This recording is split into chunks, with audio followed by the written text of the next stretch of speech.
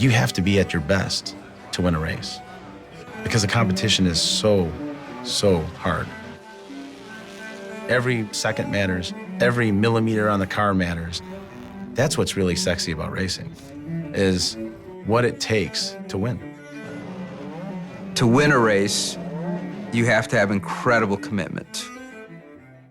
You race to win. You don't race to hope you do well. You don't race to have a nice looking car. You race to win.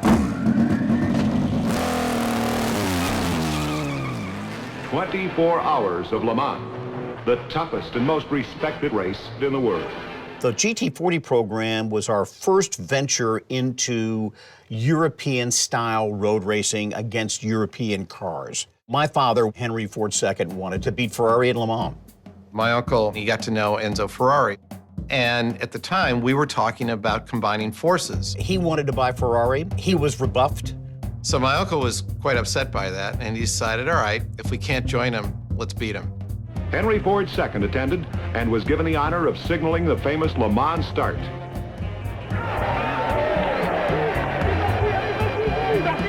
We had a lot riding on it reputationally. We were the interlopers, and I think there wasn't a lot of respect for our efforts prior to us going there. Thankfully, the GT40 was a spectacular race car, and we ultimately won in great style when we finished 1, 2, 3. This is a remarkable result, and I congratulate the French, and I think we're all lucky to be here to see such a race. This was June of '66. Ford is still the only American manufacturer to win the race.